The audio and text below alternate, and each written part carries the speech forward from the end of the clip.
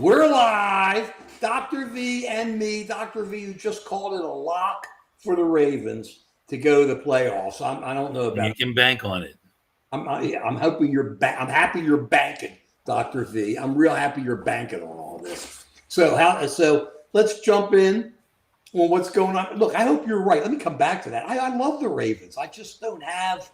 I don't have that confidence. Okay, I just don't have that confidence. We'll see. Maybe it's best. We're always worried here in Baltimore. It's just we always know we're going to get it. It's not we're going to get it where we don't want to get it. Okay, let's get to what's going on. Epstein.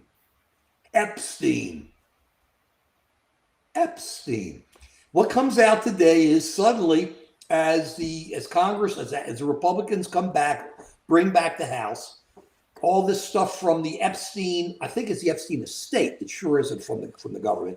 It's Epstein estate emails came out, and it's obvious that the president knows a whole lot more than what he's talking about.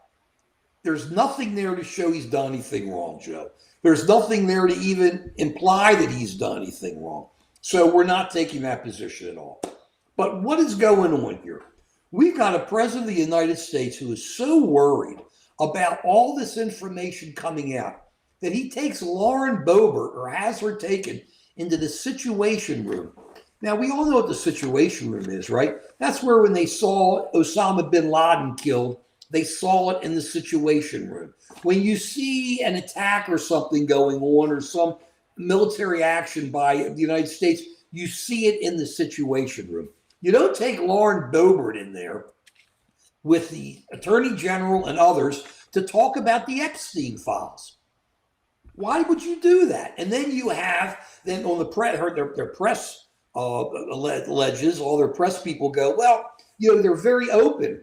The president's very open. See, showing Lauren Boebert. Oh, well, how about the rest of Congress? My problem is this. What is this guy afraid of? I've been taking the position from the beginning, Joe, that I don't think he did anything. And maybe he didn't.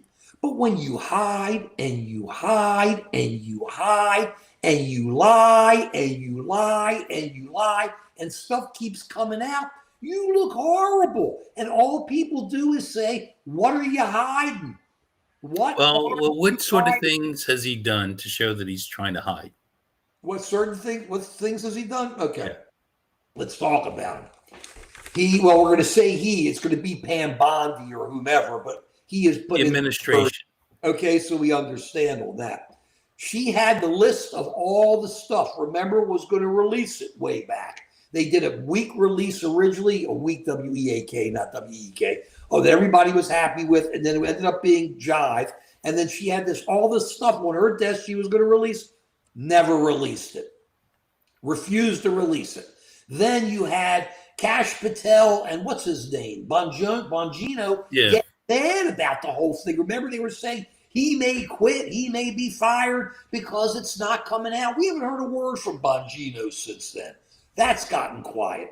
Then Congress, then the House of Representatives goes away and leaves, refusing to swear in Representative Grijalva from Arizona, who just won the election. And what's happened is there is a motion on the floor, a bill to sign, and need one more signature to bring the issue of the Epstein files, which are held by the Attorney General, public. And now we're going to have this vote. Yet at the same time, the president is bringing in Lauren Boebert and is calling people going, don't do it. Don't put it out. Don't put it out. He said today that the people are dumb. People who agree with putting this information out, they're dumb. I can't believe what the president's saying. It's like he's really mouthing, attacking everybody. It can't be good. How can it be good, Joe? When you got him unwilling and afraid, the guy's afraid. He's really afraid, isn't he? What else is he doing? He's not focused on the American economy. We're going to roll into that from here, and how all this is kind of really, he seems to be off kilter. He doesn't seem to be focused the way he normally can be focused as a good politician. But at the same time, What are we talking about? I just don't understand. What can you say to somebody who is hiding things? Show me. No. Why not? There's nothing there. Well, if there's nothing there, show me. No. Why not? Well, there's nothing there. You keep telling me there's nothing there. Well, you're dumb to ask. Oh, I'm dumb to ask. Yeah, it's all a hoax. Well, it's a hoax. Show me why it's a hoax. Put the information out that's allowed to go out. Grand jury testimony can't go out, but they have all this other stuff. Put it out there and let people make a decision. What are you afraid of? What are you hiding? This is so obvious. And what really makes it worse for him, Joe, is that stuff that people would have laughed about if they first saw it, if he had said, yeah, put it all out there. And some emails came out about the president or this or that. He'd go, yeah, right. And everybody would have forgotten about it. But now, when you're out there trying to stop people from seeing things, anything that they see, they're going to go, something doesn't smell right here. It really doesn't. I don't care if you're right wing, left wing, or green wing. Okay? Something doesn't smell right here, Joe. Am I wrong? I mean, I know we're not real supporters of the president. But when you're hiding things, I mean, as a parent, you know, if the kids are hiding something, it ain't good. And if you're a kid, if your parents are hiding something, they're fighting and they're not telling you the story, you know it ain't good. When somebody is hiding it, it ain't good. Dr. V, am I wrong? Well, let's take a step back. We're not accusing him of anything. Okay, let's take a step back and look at facts. Okay, so first off, it could be argued that the Democrats had all these facts in front of them, their Justice Department, and they didn't use those facts to go after anyone. So presumably there's not much there to go after someone. So, why is that presumably? Keep this in mind. Unless the Democrats are protecting Democrats. Let me ask you something. Did you ever come up in any of the politics of the Democrats? Of all those years when Trump was running, did you ever hear anybody get all worked up over Epstein in any Democratic? But okay, let's take it. Wait a second. It wasn't a Democratic issue. And if you remember, Representative Wasserman out of Florida, she put a bill in front of people saying, let's put it out there. Let's get a bill or whatever. She tried to get all the information out. They refused. Bottom line is simple. You know, you do your politics on what you're focused on. You're either focused on this or you're focused on that. This was a major part of the right wing convinced, of the MAGA convinced that the government, those in the swamp, were hiding everything. And can you blame them? I mean, here's a party that claims it's against, you know, the Me Too kinds of stuff, women being abused by powerful men. So here we have a situation where it's clear people who had power and money took advantage of young girls, right? I mean, that's without... It appears that way. It appears that way. I mean, this is what he was convicted of, right? Oh yeah, but no, he wasn't convicted of rich people taking advantage of these underage women. He was convicted of maybe providing women. He was convicted of other stuff. Of providing women to rich people. But no, just of having women there. But there's no cases where anybody was brought in, where anybody was charged. So all I'm saying is this is all stuff we're knowing from information coming out that dribbled out. Put it all out there. There are women who claim that they were underage. I agree. And they were brought in to be available to rich people. No. What names have they mentioned? They haven't mentioned any names. Oh, didn't one of them commit suicide? Okay, she didn't mention any names. So all I'm saying is I'm with you, and names have to come out. And right. I agree. So but you're right. Something happened. Right. And there are no names. And there are no names. Isn't that curious? That there's crimes that are being committed and no one is going after who committed these crimes. What's curious is that the president of the United States, taking what you're saying, is covering up all of this. is covering up these crimes. But even before him, someone was covering up before him. It doesn't matter. No, he's been. I don't. You don't know who's been caught. Yes, somebody. That guy who was the U.S. attorney. Right. Yes, he was a nice Republican, and he became a part of Trump's cabinet. And when it came out that he gave Epstein this chummy job, he left, and nobody went after him. Was it Acosta was his name, right? And nobody went after him and dropped it. No, this is a Republican thing, Joe. This is a MAGA Republican thing. The Democrats didn't worry. You'd see these other people doing things. It wasn't a focus. Democrats' focus was maybe too much woke, maybe worrying about. They get all bent out of shape over woke stuff. And here's, I mean, didn't Franken had to resign from the Senate for some stuff that he did on a plane? Nothing. Which was nothing. And here something serious is going on and nobody is following up on it. That's right. And we've been asked, and everybody's asking it to follow, and it doesn't matter. You see, you're going down the rabbit trail. To me, there's the fox trail. We're hunting fox. We ain't hunting rabbits. Everybody tries to take you down the rabbit trail. The issue is this. The documents are there. The President of the United States has control of allowing those documents to go out there. The President of the United States is not allowing those documents to go out there. It's just that simple. That's it. Everything else is a fox. You're hunting fox. Oh, you didn't go after him 10 years ago. Oh, Alex Acosta didn't do this. Oh, they didn't do that. We should find out all about that. But the issue before us now is, and has been, is that the Speaker of the House put the House of Representatives in recess so that they wouldn't sign this, what's it called? When they take it, what are they calling it? Whatever this bill is, so you take it from the Speaker of the House and you put it out on the floor. And he had it closed. He had everybody go home because he didn't want this issue to come before the House of Representatives. And when Congressman Grijalva won, he would not let her come in. And just today did it. Now suddenly it's signed. Okay? That's it's all a setup. There's something hidden there. It stinks. We're hunting fox, Joe. We ain't hunting rabbits. Bugs Bunny can go running over here. What's up, Doc? That's what everybody does. They try to discharge. You're right, Frank. I couldn't get the word out. That's what happens when you get old. Thank you very much. I very much appreciate it. You're a good guy for telling me. So I just couldn't get the word out, Joe. You know, that happens when you get it. It happens. Yeah, that's. Thank you. Thank you again, Frank. So the discharge petition. So now it's signed and it's out. And that's the whole issue.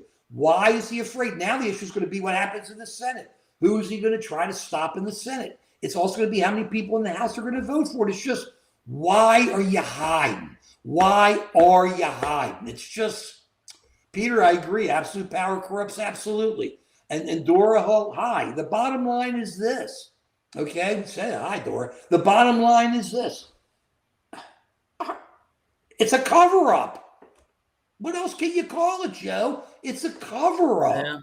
Yeah, I mean, it has the flavor of a cover-up. You're too nice. It's a cover-up, and it's only going to get worse. It's drip, drip, drip. This is what happened in Watergate. Yeah. Drip, drip, drip, drip, drip, drip. This comes out for a few weeks. Nothing happens. Then another article comes out. Then this breaks. Then this person tells you this. Then this person. That's what's going on here. There is stuff there, and it is horrible. And what makes it even crazier is I really think, and we were talking about this earlier, is we think that the president has lost the narrative and is really having a problem handling the narrative. And I'm not just talking about Epstein.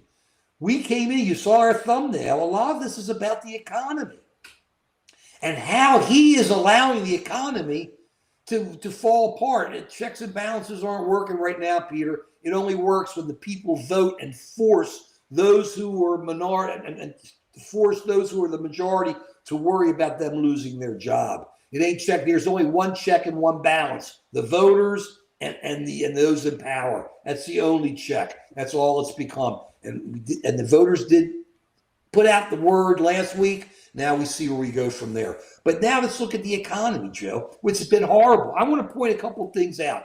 Have you been hearing on TV or talk about stagflation, how bad unemployment is, where it's going to go. I want to note a few things to our friends.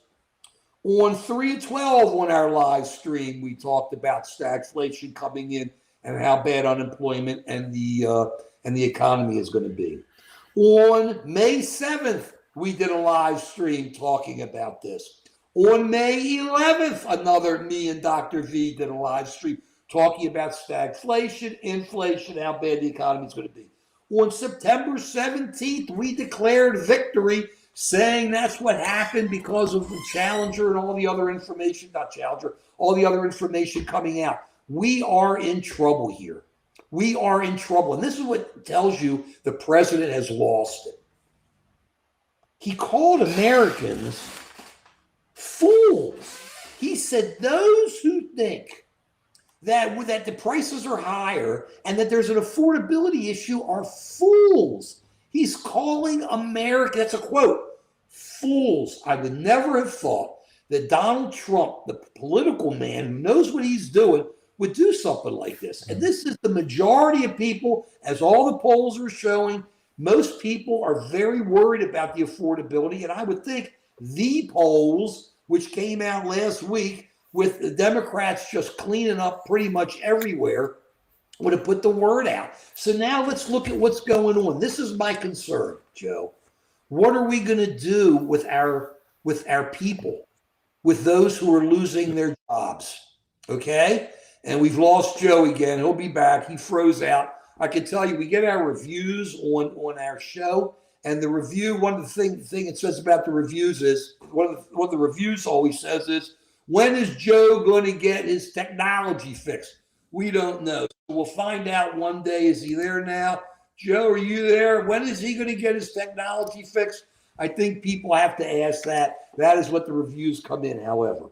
We'll forget that we lost him. Are you there, Joe? I'm here. He's there. Okay. Let's talk about what's happening to the labor market and American labor as we're going forward. This is very worrisome. This is really bad. This is horrendous. Let's talk. Goldman Sachs says that we likely lost 50,000 jobs in October. The ADP, which gives out the private job numbers, says that the private sector jobs were going down by about 11,250 a week during the 4 weeks in October. Nearly 50% of small business owners reported few or no qualified job applications last month. Let me say that again. Nearly 50% of small business owners reported few or no qualified job apps last month per the National Federation of Independent Business Survey. Is that enough facts? Are we getting some facts out there? How about the Challenger number, which said that about a million or over a million are going to be laid off? That's been announced. Over a million people are going to be laid off. How about the housing recession? Can anybody buy a house? Can anybody even have a chance at buying a house?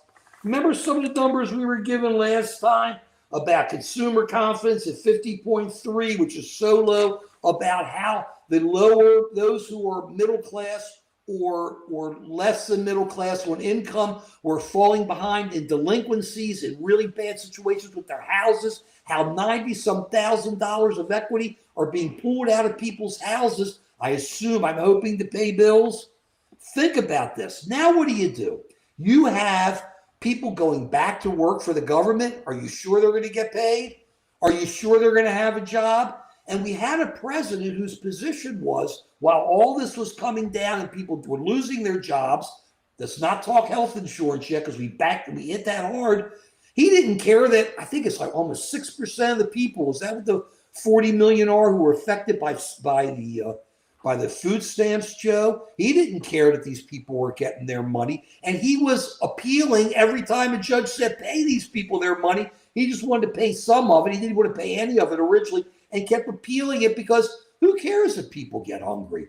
You know, when you have big parties where you have waiters and waitresses sit in cocktail glasses and people think that it's like the 1920s and it's a great Gatsby and you're running around and you have your marble bathroom. I saw the question, is there a bidet there, Joe? Nobody's giving me an answer. And you have all that going on, and people are going, but I have quarters of a mile looking for food. I have soldiers who are getting paid who still needed to go to the food banks. I've got people losing their jobs. And now on top of that, I can't buy a house. And on top of that, because you got to be 40 years old, how am I going to afford my health insurance? And that's why I think that's really, in the end, really going to hurt the Republicans in the long run. Because as we come through the new year and people buy their gifts and do their thing, they're going to start looking at their money and going, how am I going to pay for health insurance? How am I going to pay for my food? How am I going to pay my Visa card? What am I going to do? I have a friend who's a developer who deals with Walmart big time. And they said Walmart, the one or two he's dealing with now, they're big ones, are finding that people at these two are now cutting their weekly food purchases to half weekly food purchases, and then see how much money they have for the rest of the week. Because as the money comes in, they don't know how much money's coming in. You got to rob Peter to pay Paul, right? So you got to pay your rent. You got to pay your health insurance. You got to pay your food. Maybe something towards education. I don't know. You got all this going on. You got a problem. And let's take it a step further. All we hear about is how AI is taking everybody's jobs. This is going to turn into a catastrophe, a long-term catastrophe. And I'm going to draw a parallel. This is like when we went to clean energy. We do this all the time. We do this all the time. We say, I'm listening to Secretary Bessent and all these guys, AI is going to be great. My 15-year-old kids, or however old his kids are, they're learning it. It's great. It's going to be great for all of them. But Joe, what happens to all these people losing jobs now?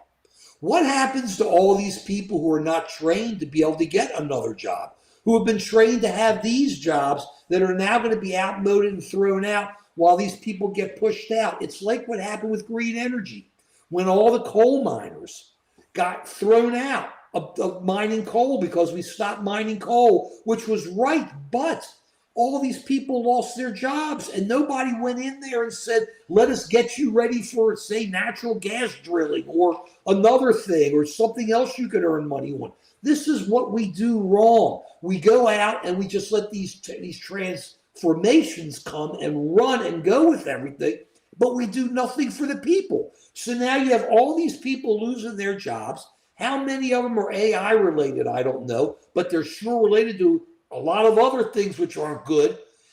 How are we going to get these people back into a new job? If these are all jobs that are going to have new requirements, how are these people going to learn these new requirements to fill these jobs, Joe? It's just the same failure we have every time we have a major technology come in and overhaul what's going on. And that's what's happening now. And I want you to tell me, what are we going to do for all these people who are losing their jobs and are not going to get them back? What happens to those people, Joe? Tell me. Well, probably we'll respond the same way we respond to every new technology that displaces some people. You know, there's going to be winners, there's going to be losers, and some people will have new jobs, and some people who have the old jobs, if they don't adapt, they'll be out of luck. Wait. Oh, man. I love capitalism too, Joe. I'm with you 100% on capitalism. But it's not a matter of adapting. If you're being thrown out of a job because there's this new technology that's going to really make things maybe better in the long run, okay? But in the short run, you have a major earthquake. And that earthquake are these people who are now going to be out of the job. It's not like they can come back to their old jobs because they're not going to be there. And so I understand it's a bad situation. So what do you suggest? So you asked the question. Is it a rhetorical question or a real question? I'm glad to give. I didn't ask a question. I'm saying what I think is going to happen. I'm not asking. So what's the solution? Wait a second. What's the solution? I'm saying what you're asking the question. I'm saying what I think is going to happen. I think a part of the solution is we're going to have education for these people. We have to get these people up front and start dealing with them now so they don't fall so far behind where all they're going to end up doing is being in food lines, where all they're going to do is being Uber drivers. That's okay, but you can't raise a family on it. It's really tough where you have to do this kind of stuff. We have to look at these people that we think are going to lose jobs and say, okay, How are we going to try to make some type of transition better? How do we pull these in? Like you have Palantir saying, Alex Karp is saying, he's the head of Palantir. And he's saying, well, I'm going to bring in high school people. I don't need people with diplomas to do the job I'm going to teach. Now, I can't believe that's totally that way, but he's saying that big time. Well, what happens to all these people with diplomas? You have to now determine where people are going to fit into this society. You're not going to have an answer where you say, I'm going to train you to do this per se, but you should be saying, if these people are going to be losing jobs and they're not coming back, then let's get them into a position where they have a chance to be in the new economy and make some money. And I think that's the American way, Joe. And we don't do that. It's a great utopian way to do it. I agree. But when have we ever really done that? Saying is the fault. That's what I'm saying. Your question to me was, go ahead. What should we do? I'm not coming. And so let's look at what should we do. So train them to be Uber drivers? No, we should be talking to these technology people, these titans that we're giving incredible tax breaks to, who are pumping in cash, who are doing everything, and saying, look, AI's coming. You're all saying you're going to lay off these people. You're going to now. What do we do with these people you're laying off? How do we find a way, these people that you're laying off, you see the economy where it's going, you see what's happening. How do we help make sure that these people that you are laying off have a chance to participate? So let me get this straight. What you're saying is it's the responsibility of the people who are coming up with the AI. And a consequence is people are going to lose their jobs, but it's the responsibility of people who are making money to take care of the people who are going to lose their jobs. All these people who are doing these algorithms, making our kids crazy, and they're putting billions of dollars in their pocket. Oh yeah, Joe. Okay. Oh yeah. I mean that's a good position, but essentially you're saying that they need to take money out of their pocket.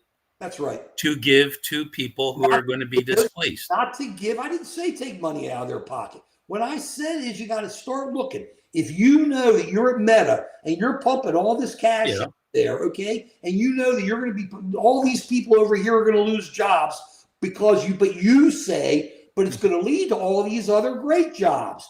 I say, right.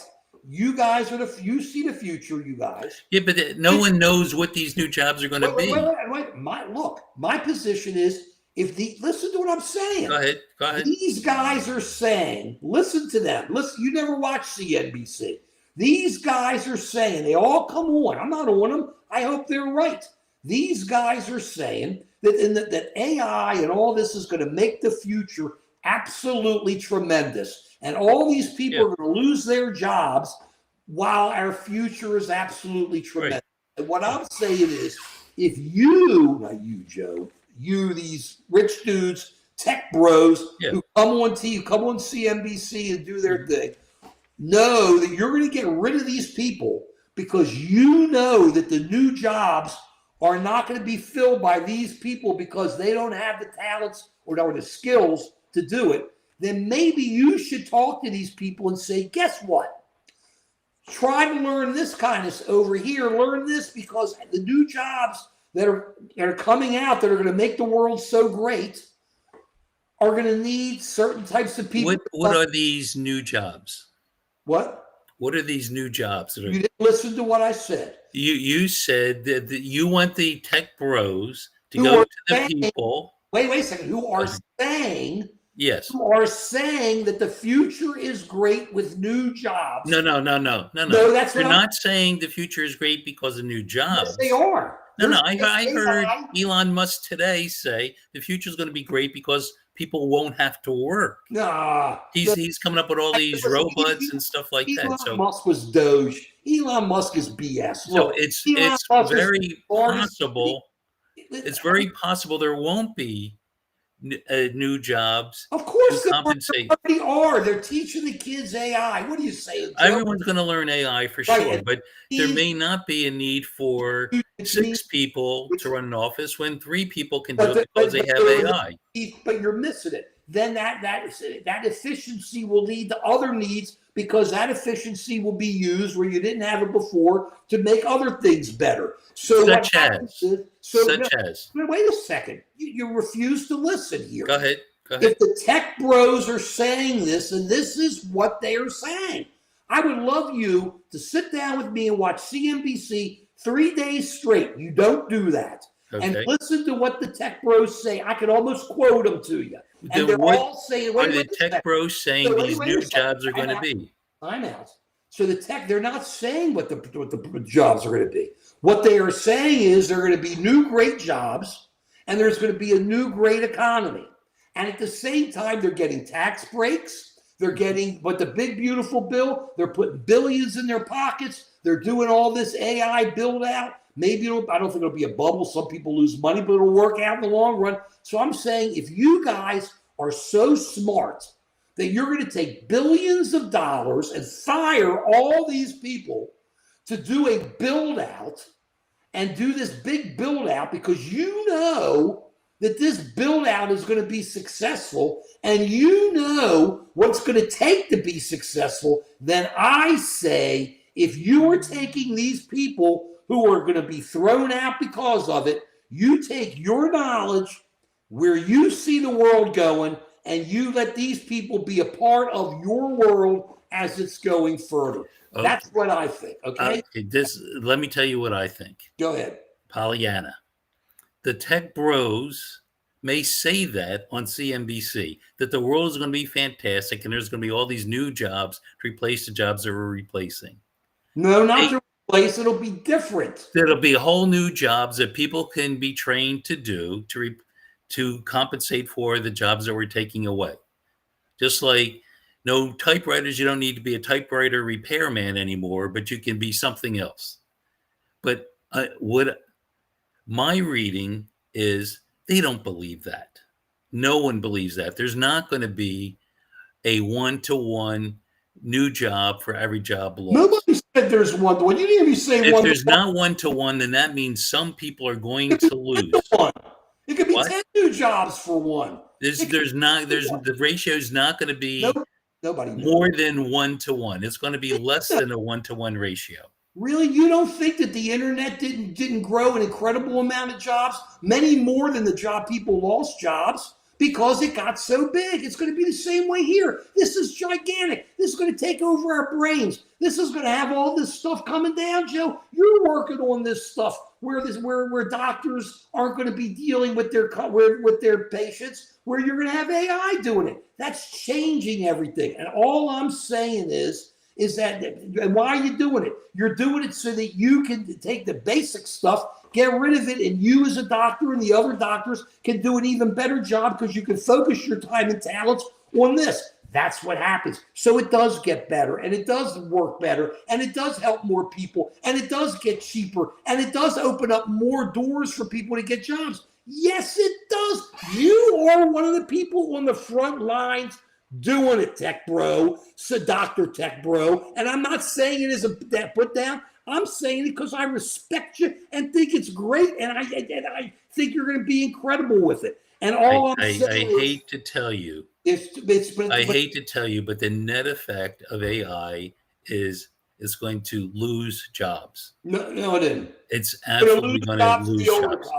And it's not going to be, it might be replaced by people doing YouTube videos or something like that. But there's not going to be jobs that pay money unless there's some currency for getting a lot of likes on a YouTube video, something like that. But that's going to be the new jobs. You're stuck in the net effect is that the computer is going to do stuff that humans used to do. And so there's going to be less stuff to do. Really? There's going to be less stuff to do. There is. Which most of the techs will say that's great because then people will be able to do more art, listen to music, have more fun, better lifestyle. That's BS. So that's what they're really selling. But the only way people are going to be able to afford that lifestyle is if the tech bros say, we're making a whole lot of money because we only have to pay 3 people that used to take 6 people to do a job. So somebody's making a lot of extra money with that. And then that money has to somehow go back to the people. So there has to be some sort of like guaranteed income or something like that. And that's going to be a hard sell because that sounds an awful lot like socialism. And the United States doesn't like that word. But it's very likely there's not going to be a new job for every job lost. It's going to be less than a 1-to-1 ratio. And there are going to be more jobs. And it's going to be even better. Just like the internet made it better when the internet came in, changed everything. And nobody could have visualized where the internet went. If you think all that's going to be are videos, you're crazed. It's going to be so much more. It's going to be so much. It's going to be incredible, Joe. You and I ain't even going to see it. It's going to be what this technology can do is outrageously great. And it's going to be people's minds being able to use it to be able to do things. You're stuck in primitive land. I love you. And I say that. I love you too. I love you too. But this sounds so much like Pollyanna. I mean, do you remember what happened to Pollyanna? This is her parents wanted to teach Pollyanna a lesson because Pollyanna always saw the bright side of things. I saw that. So for Christmas, okay, for Christmas, to teach her a lesson, they got her a box filled with horse manure. Oh, great. That would teach her. So Pollyanna opens up the box, sees all this horse manure, and instead of saying, "Oh man, what happened for Christmas this year?" she's all excited because she says, "With all this horse shit, there's got to be a pony somewhere." And that's what you're saying to me. With all this crap going on, there's got to be a pony somewhere. A horse, not a pony. Secretary. A horse. There's got to be a pony, a young horse who's a pony around here. Secretariat. And what I'm saying to you is, if government's going to put its money and pick winners and losers in this country, then the people who are making all that I apologize on that. Not allowed. We don't do that. No. But the people who are making all that bread have a duty to take those who they're getting rid of and try to help them find ways to be able to be a part. It'd be cheaper just to give them money. No, giving money doesn't work, Joe. You got to give people a reason to live. You got to give people a reason to want to do things. Well, okay. What you do is instead of a 40-hour work week, it's a 25-hour work week. Oh, and then you have enough. Then there's enough work to go around for everybody, so everybody can work 25 hours. No, it is. It's people. That's called lazy. They're the people who make the money are the ones who aren't lazy, who figure it out and run with it. You got a zillion little companies making all that money out west. They know how to play it. There's going to be a pop. It's going to go down, and it'll come back again. It always comes this way. We had the railroads. I remember when a fax machine was great. We got our first fax machine. It just changed it. It just changes things. And instead of letting the people like we did with the miners in West Virginia, meanwhile, we still let them get black lung disease now because we don't care. The government doesn't care about these corporations who aren't doing real ventilation systems down there. You all know we've talked about this, how black lung disease is back up in America again among young miners.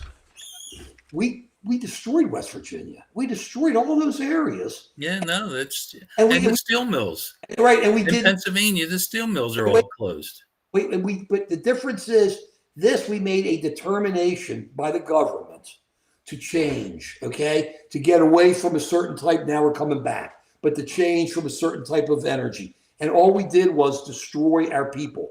And all I'm saying is, we as Americans and the people who are making the bread should have to look at these people and say, hey, I'm going to try to help them and find a way to make sure that they are a part of what I see is coming in the future. What I tell everybody is coming in the future, I meaning the tech bros, I'm not one. What I see is coming in the future, what I see is coming. It's going to be crazy. It's just going to be incredible. When we harness AI and then we get the quantum computers with it, so it just starts flying. You know what quantum computers are going to do to that? It's just the number. It's just going to go flying with the information coming out. You're going to have diseases conquered. You're going to have, and on the other side, you're going to have people, who knows, harvesting new people. I don't know what's going to go on. I'm going to be too old. I'm going to be in my rocking chair having a good time watching. But it's going to be craziness. And there's no reason that those who are getting thrown out and we're losing in this new economy shouldn't be a part of having a chance to be a part of that new economy. That's all. And we never give them a chance. And I just think we're going to have such bad unemployment. It's horrible. It's horrible. And then you wonder why young people are so discouraged right now, because now what we're saying is let's trust the tech bros to take care of us. And I think a lot of people are not optimistic that that's what's going to happen. I agree. That's not what I said. What I said was we know that people are going to lose their, you try to, it ain't going to work. I follow the fox trail. I hunt fox. I don't hunt rabbits, Joe, which are out here at the rabbit trails, Bugs Bunny. I don't do it.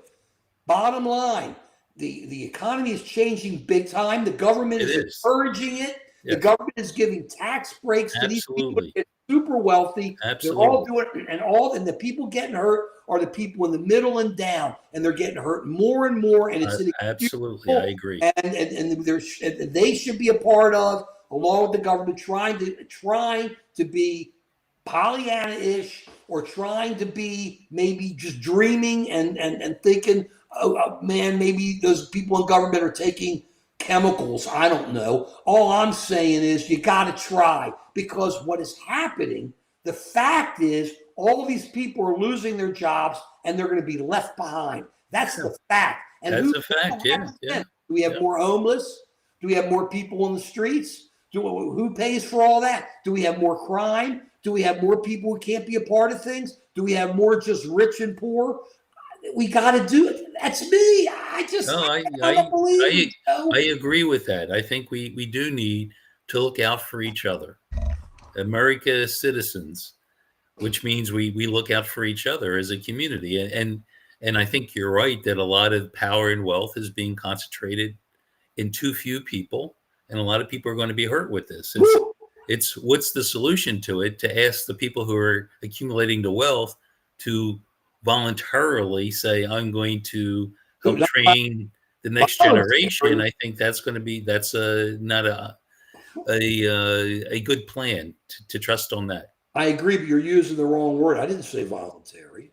It's got to be part of what the deal is going to be. You want your tax break. So you're what you're saying is the government needs to impose. No, the government needs to be involved in making sure, just like the government is putting money in Intel, just like the government's putting in all these other things. If the government's going to do that, and it's made a determination, then if you're going to do that, which leads to a lot of this upheaval, and if the government's going to give incredible tax breaks to all these companies, big beautiful bill, suddenly you can write everything off right away instead of doing it over years and stuff. If the government's going to do that, the government has the right to say, you're getting these benefits, big boys. Now, these people are going to get hurt while you get all these benefits. Okay. This is what has to be done. All right. Fair enough. Something in there. That's just how I look. Okay. Yeah. I mean, so as a consequence of helping them be successful, to put some constraints on them so that they can, some of their profits get redirected to helping people who don't try to become part of the new economy, to try to help them become, not to just give them money, to try to, that loses, to try to get, and something, this is what you say all the time. That's why I'm surprised you're fighting with me. Dr. V, I hear you every time we're on here. The people, morals, Americans, we got to look out for each other. And now I'm hearing you go, I mean, what has happened? This is my moral compass here. I don't know what's happened. He's floating away. I'm being tough because you're absolutely right. There's an issue. But we need to work together to find the solution for the issue. I agree 100%. And you're right. We're fighting over superficial crap when the important issues are the sorts of things that we're talking about. But you and I are looking to a future in 5 years, 10 years, and most people are just looking at, what are they going to have for dinner tonight? I'm saying, if you give people a future to believe in, it'd be nice if we had leaders I agree. who were looking out at a 5-year horizon and saying what's happening and helping to protect people who are going to be in a not as good position as they are now because of AI and technology. It'd be great if we had that kind of leader, but we don't. And I don't see that in either party. Wasn't the issue. You asked me, Mark. Yes. What's your answer? I told you what I think. I agree with you 100,000% that we don't have leaders that are focused on this right now, that are not focused on, interest rates aren't going to help you when you're out of a job. They just don't help. You need cash. You need a job. You need to feel like you're doing something. Like you need to have a chance to make more money. That's the American dream. Yeah. And so many people don't believe in it right now because they've been cast out, and now they're about to get cast out again, Joe. We're about to cast out Yeah. still more Americans, and that's what worries me. Okay, I think you got into my morals. You pulled these morals out of me over the last few months, and I've been like crying about this in my head, thinking. No, I love it. I love what I'm hearing for sure. But what I'm saying is the next step is to figure out solutions for these things. Well, we got and we don't have leaders that are doing it, and so it's going to have to come from grassroots. We're going to have to demand it from our leaders to do this. I agree. We're going to have to do it. So we're talking about it. We hope those in the exactly, and that's the purpose of this live stream. Let me go to the mosh pit. Okay, Yeah. I'm going to see some here. We have Peter's checks and balances takes care. I think I answered that already. Yeah, Schumer voted no, but Schumer knew what he was doing. He was going to let this go through. He got the guys, the five senators who were not up for reelection or were retiring, didn't worry, got it through and did it. And it's a winner because now the Republicans are going to have to deal with what's going to happen with health insurance. You hear them talking all the time. They don't come up with all we've ever heard for 6 years, 16 years. I got an answer. I don't hear it. They say on TV, I got an answer. It's going to be time to put up or shut up. The government is open. I think it's good that the government is open, but it will only be for 2 months because we'll be right back in February, I think. Here we go. Solar flare gets bad. What's bad? Solar flares. Tonight. What's this? The Northern Lights. We're going to be able to see the Northern Lights. Really? I've seen some pictures. They look beautiful. Yeah, no, tonight.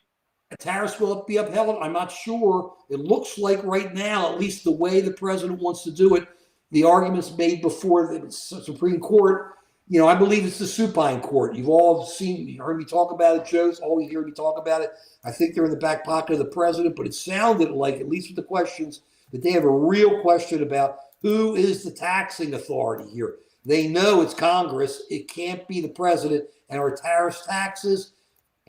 Now, if they decide that, he'll find other ways to come around it. But come on. And then he's talking about having to repay people. They have no problem repaying people. They do it all the time. Every year, at the end of every year, when you get your tax money back. I mean, come on. It's a joke. So I don't think the taxes will be upheld. It was crazy. I don't know, not me. 50-year mortgage, let me tell you, that's one of the dumbest things.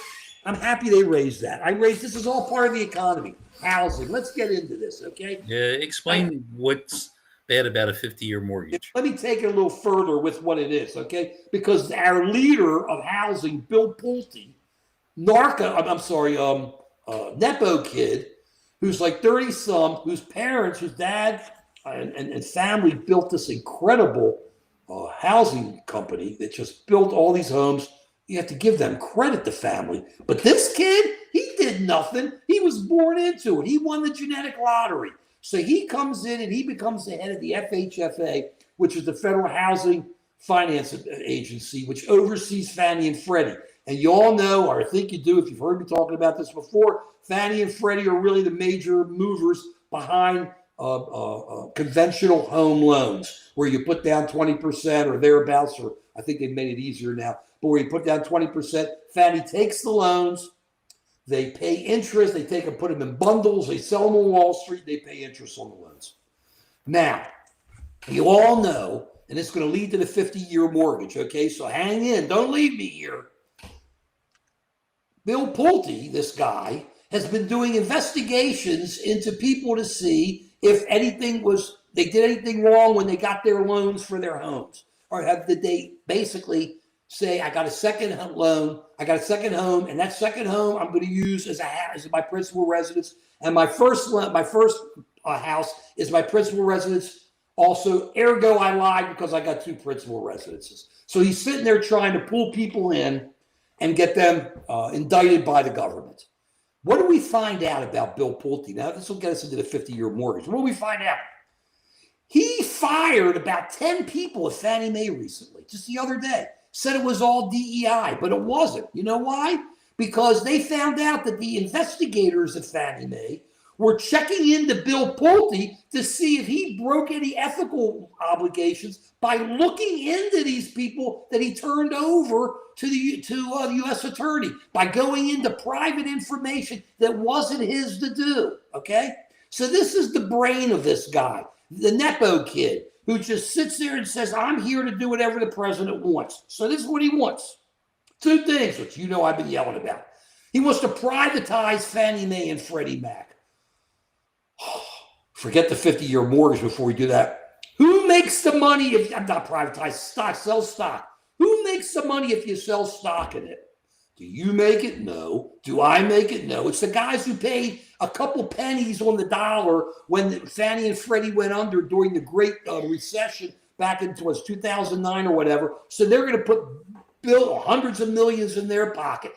And by doing that, now, how are they going to be, those same people who are getting that money, where's the guarantee going to come from on your loans? Who makes sure that when they put loans out there, that there's a guarantee that the interest is going to be paid? Who's going to keep a 30-year loan? You're not going to get to a 30-year loan. If you have a private company, they're going to go, I can't look out 30 years. How can I look out 30 years? Because interest rates go up and down. When Fannie and Freddie were built, it was to help people have homes. They thought they'd live in their home, stay in it for 30 years. You have your house, you grow, you have a family. Now you got this, he burns me up, 50-year loan. Who's staying in a house 50 years? They have shown that the average new homeowner is 40 years old. Joe, what's 50 plus 40? 90. I'm not 90 yet. I sure like to hit it. Hopefully in good health. And I know you feel the same way too, and I hope for all of you. But 90 years old, nobody's staying in that house, which means you're now buying it to rent it, essentially, and hope you can sell it down the road and it'll make money, and you're in and out. How much money are you going to put into a 50-year mortgage? And if you stay there, you're paying like hundreds of thousands more in interest. So how dumb was this idea? This was a Bill Pulte dumb. This guy is dumb. He won the genetic lottery, but he's up here talking 50-year mortgages. Let's talk about really trying to help people get loans. Not get loans, help the housing market. I will glad to do a full housing one day. Joe's heard me talk about it. We've had people talk about it. Look, some of the things we're going to do, I normally don't agree with, but there are things you got to do. You're letting people stay in homes and not pay for 3-4 years. Maybe you have to start letting some foreclosures go. Maybe you want to start getting the inventory moving. I don't want to get into any of that, because I'm a big believer in workouts and letting people have a real chance to save their house if there's a problem financially. But there are ways to deal with it. But a 50-year mortgage, Joe, 50 years. Wow. The amount of money, it's the dumbest idea I've ever heard. Okay, we'll have that. I guess you have no savings. Let me tell you, Mud Button. I'm sorry, I'm not reading too well. Mud Butters. Is it Mud Butters? Mud Butters. Let me tell you, if you're getting a 50-year mortgage, you're going to have no savings, because all your money's going to be paying to the bank. Can swim. I don't know about this. In a pool, here we go. I don't know about that. You have cheap housing here. The issue isn't cheap housing, guys. The issue is having housing that you can afford.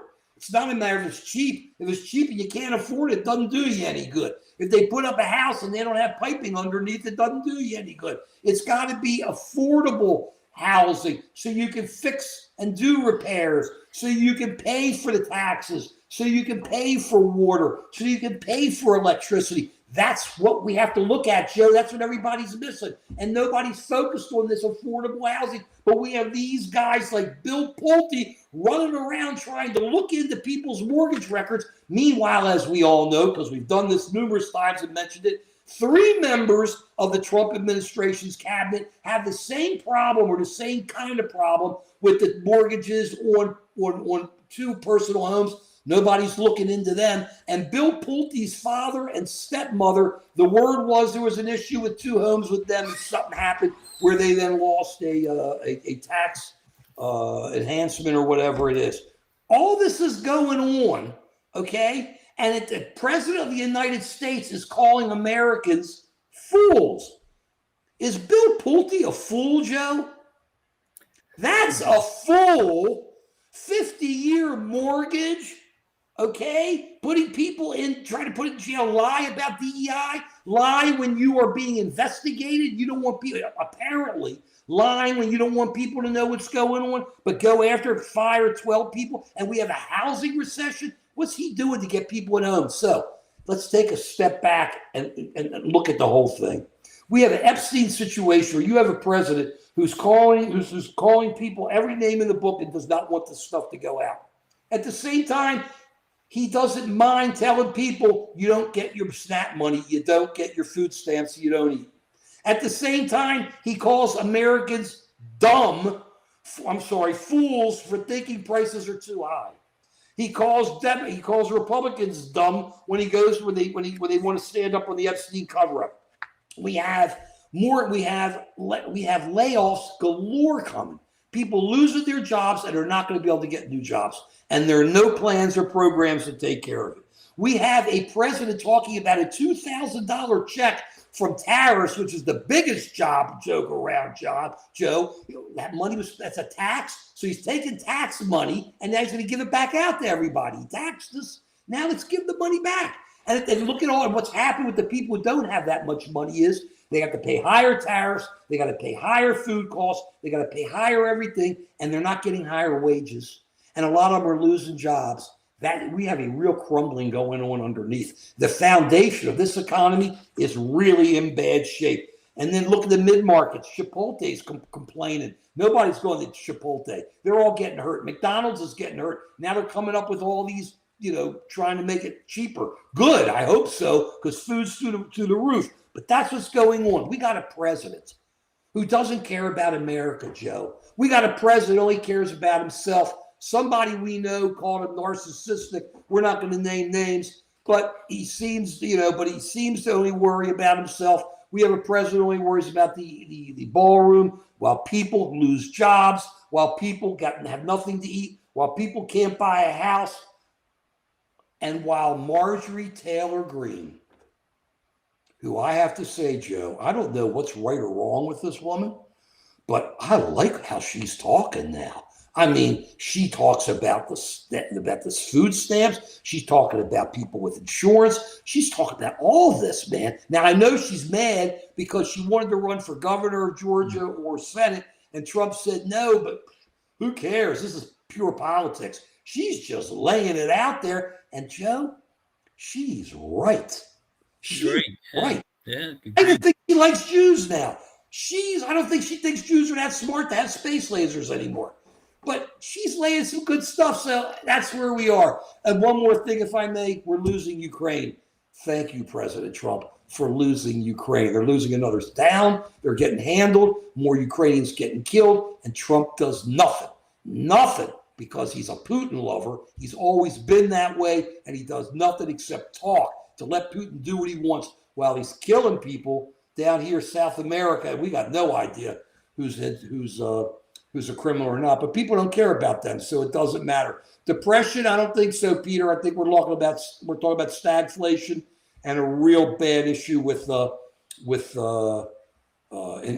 employment. Mandatory 2-year military service. I don't believe in mandatory 2-year military service, but how about just service for the country? So you serve 2 years, but there's different things that can be done. I'll tell you this. One thing about Israel, and I hear these people yelling about Israel. People in Israel love Israel because they serve in the military and do other things, and they feel like Israelis. Maybe it's a time we start doing things, we start feeling like Americans again. What do you think, Joe? Can we start feeling like Americans again? I hope so. Joe's just looking at me. It would be great if we developed a sense of citizenship, a sense of looking out for our fellow Americans. And learn what it's like to be an American, and learn what it's like to care, and learn what it's like with what we do. Okay? Here we go. That all falls. Okay, I live in D.C. There are tons of non-essential workers. That's easy for you to say. I know a lot of people who are not getting their rights, who are not getting things taken care of by the government because those who you call non-essential workers are not there, Mike. And I know people are having trouble, can't get through to anybody, and need to get to the government, and those quote unquote non-essential workers suddenly become essential. I'm sorry. I like you, Mike, but I don't agree with you. When we made AI, I thought it would pass the shovel. I don't know. Why are they discussing universal incomes? They always discuss universal incomes. And it doesn't happen. It's happened in a couple of cities. We're entering a new age. That's the truth, Mike. And that's part of what we were talking about here. A new age where so many people are going to lose their jobs.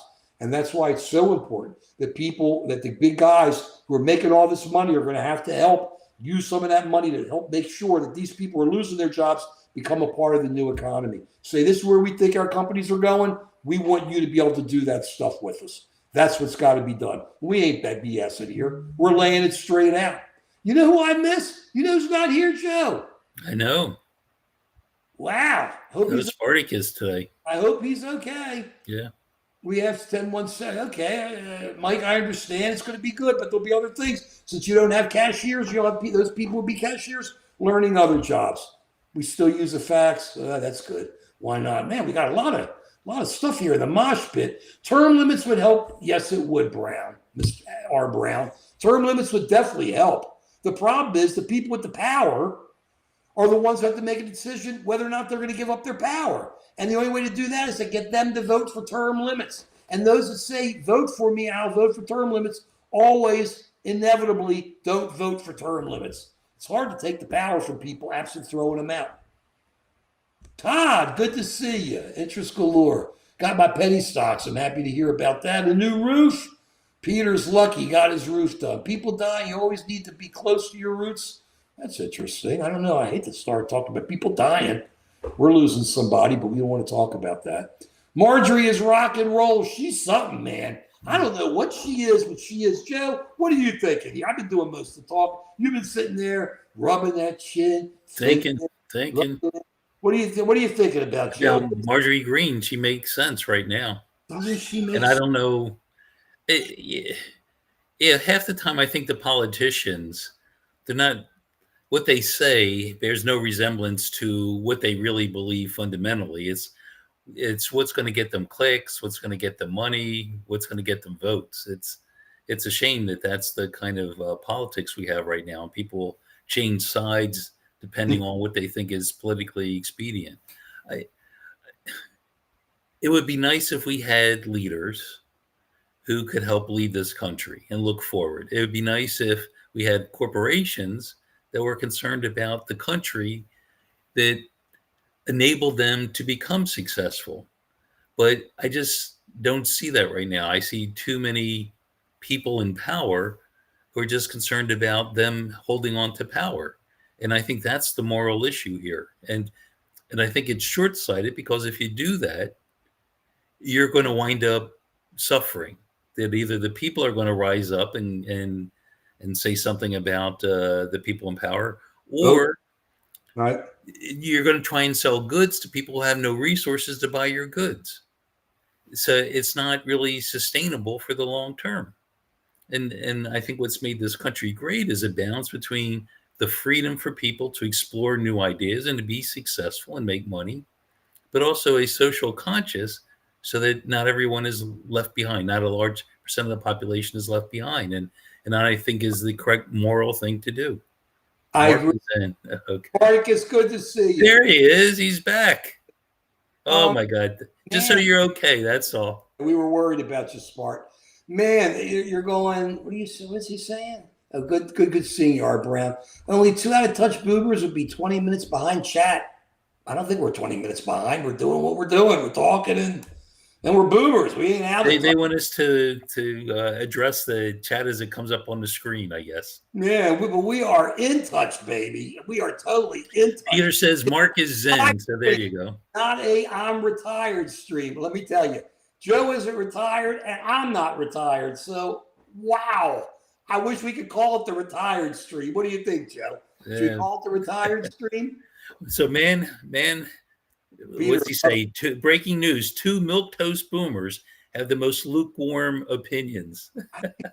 Heavy opinion. I mean, what's more radical than trying to help each other? Right. That's a pretty radical idea, because it may be so radical because no one is really doing it right now. Everyone's just looking out for their own self-interest. But That would be our radical opinion. And you're right. That's a boomer opinion. That's something that when we were early in our times around the sun, that was one of the things that boomers learned is that, working together, loving each other, that's how you become happy. That's what helps society. And it seems that we've lost some of that. And that's what we're talking about, is trying to get some of that back. Come on, people, now. Smile on your brother. Everybody get together. Learn to love one another right now. Hey, you can't say it any better. The Youngbloods. You can't say it any better. They said it. I mean, it's throughout history. The people that we remember, the people that we respect, are the people who held on to that idea. And the people who were just into themselves and their own personal gain, statues to those people have been torn down. They're not remembered. It's the people who tried to make this world a little bit better. Those are the ones that continue to live. Man, that's interesting. I'm sorry, fellas. I didn't think you'd read my messages. I just wanted attention. Well, you got it. You don't have to worry about apologizing, my friend. We read everybody's messages. That's half the fun about it here. We just love to see you. And we want you to be here. We love your opinion. Right. I especially love opinions that don't agree with me, where I can learn something. I'm not too old to learn new things. It's when you're surprised about things that get you the dopamine spike, and it makes life worth living. So I'm happy to hear different opinions. I'm happy to disagree with Mark on occasion, agree with him on occasion, but there's never a time where I don't love the guy. Love, you wouldn't believe we're pledge brothers. You're pledge brother. He's my brother. He's my brher. He ain't. And if he was in trouble, be there for him, and vice versa. So that's the whole idea, and that's what we've lost. Peter asked the question. Where is it? Where was that? What were we all doing during the 70s? I think we've said a lot of times. We went to college together. Then Joe went to medical school, and I went to law school, and he became a PhD, MD genius. And I just kind of made trouble. What can I tell you? So we run around, and we've just stayed close all these years. And we listened to a lot of music. No, Joe only listened to Pink Floyd. He had trouble. And Lawrence Welk. He was a Lawrence Welk fan, by the way. He loved the Bubbles coming out. Not at all. Not at You all. loved that. Did you love those Bubbles? Okay. Progressive rock. All I can say is it's just fun. And we're into this. We love politics because we grew up with it. You had to really learn it back then because you only had a few newspapers. You only had a few TV stations. You had your parents. You had magazines. You had to really talk to people. That's how you learn. You talk to people. Everybody were friends. Well, you get it, want to hear everybody in everybody's face. But you talk to people, and that's how you learn instead of talking through a platform to get to somebody. And that's what makes it so great. That's all I can say. Well, Nirvana took it from the Youngbloods, my friends. Nirvana was really good at taking old stuff and moving it and making it new. But so did a lot of rock guys. I mean, all the blues was just rocked on. I mean, like See You in September comes from way back. Crazy stuff. Okay. What is it? Trump had the mustache man for a dad who wouldn't be going through any of this? That is true. And they had the who was it? Dobie Gillis here, who was the dad, the man of Trump. We wouldn't have had a problem either. You remember Dobie Gillis? You don't remember Dobie Gillis? Of course I remember Dobie Gillis. He was like one of the first cool guys. I know. Nobody had anything on their face, and it wasn't just a mustache. It was like, wow. It was like Dobie Gillis. So, wow, what can I tell you? That was, and of course, Dobie Gillis became who? Joe! Who did he play after he was Dobie Gillis? I don't know. Gilligan's Island. Oh, yeah, of course. Yeah, of course. Yeah, no. Gilligan. What am I thinking? Of course. I was thinking Gilligan's Island when you said Dobie Gillis. But you're right. There was a show before Gilligan's Island. It was Dobie Gillis. You're right. And then he went on and became Gilligan at Gilligan's Island. Yeah, no, that's what I was thinking. Gilligan's Island. Right, that was tremendous. And he's like the cool guy in that one. But that's where we were. That's what we were doing. But that was about. I wasn't allowed to watch TV. But I learned it all afterwards as time went on. Because my friends would tell me about what was on TV, which I didn't know about. We listened to a lot of music. And I'm going to throw something at you quickly. I do always say this just to remind everybody we are devolving, going backwards. However, I want to raise a little music here. I'm a believer. Music makes you feel good. And we love you guys. We love our mosh pit. I got to throw this out. We don't want to leave everybody discouraged and we don't want upset. that. It's going to work. It's going to work. I'm a believer in this country. I love this country. This is the greatest country in the world. We love it. We got a great flag. We got trouble. We have issues we have to deal with. But it's great. Ken Burns' Revolutionary War starts this Sunday on PBS, Joe, by the way. Joe, do you hear that? Ken Burns, PBS, Revolutionary War, 6 days in a row, starts Sunday, 2 hours each night. Excellent. Incredible PBS. Okay. You're going to look at me just like you did. This isn't as bad as Staying Alive when I had to admit that. Eddie Money. Let me tell you about Eddie. Okay? This is his first album. I was in law school. 2 Tickets to Paradise. My favorite song here is Gambling Man. I saw Eddie Money at the Southern Hotel. What's the name of it? The Marble Bar. And Eddie came out after the concert and had drinks with everybody. And Eddie was like incredible. And I sat there and I was supposed to be getting ready for the bar exam. And I had something better to do. I partied with Eddie Money and I loved Eddie Money. And no matter what Eddie did, forget the bar exam. And I tasted it. Whatever Eddie did, I just loved him after that. And this album, he rocked. 2 Tickets to Paradise, really got my favorite. Take me home tonight. Baby, hold on just great stuff. Take me home tonight. My favorite is Shakin', which is not on this album. But this album has a song called Gambling Man. At the back, there's Eddie on the back. He has a guitar player coming on here, and who's a guitar, Jimmy Lyon, excellent guitar player. He's played for a lot of groups. He just rocked it out. If you listen to this, Eddie's losing it. Eddie didn't have a great voice. Eddie couldn't dance. Eddie just put out great music. And I know a lot of it became MOR, and they all kind of did their stuff. I saw Eddie so many times in concert, but to be able to party with a guy before he became big, when you're a young guy and you can sit at the Marble Bar, is one of the coolest places in Baltimore then, Joe.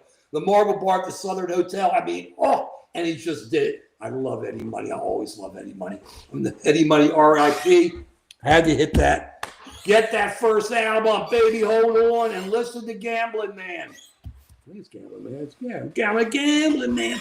Really good guitar. Jimmy Lyons, he knew how to play guitar. Joe, we appreciate everybody. Thank you all for calling. It's been a lot of fun. Joe, checked out. Let me tell you, he does think about his prog rock days, man. Did you see that, Joe? See what he said? Well, I don't disagree with that. Let me tell you something, though, man, before we go. The way to wake Joe up when he's gone. I need an alarm clock. You put on an alarm clock. He said it. And make believe you're listening to Pink Floyd, because only Pink Floyd is the only rock group that need an alarm clock to wake you up. So that's what happened, okay? I'll give my generation next year go for it. Talking about my generation. Generation. Hope I die before I get old. No, that's something we learned we didn't want to happen, but we sure sang it a lot. What a great song. Get Joe a cup of Joe. He's the man. I got a cup right here. There it is, right there. We love you guys. Please share us with people. Please come on. Joe is what are you now, Joe? Dr. V, Joe? Oh, I'm going to go back to Joe Talks because you can never remember. Joe Talks, amazing. And please just come on to Just an American Citizen. Share is too much. Share us with everybody. We love seeing you. Thank you. Ken Burns going to be great. We're going to be seeing you Sunday at 5. But keep an eye out. Sunday at 11. 11 Eastern was 5 today. But remember, we're really worried about labor. Watch these people losing their jobs. What are we going to do with all these people? What's going to happen to our economy as more and more people lose their jobs? And all we hear from our government is, it's going to be great in a couple years. That doesn't help people now. Either way, if you're square, we ain't there. I'm worried about this country, but we'll pull it out. And that's the way it is. Period, says Dr. V. And we'll see you all Sunday.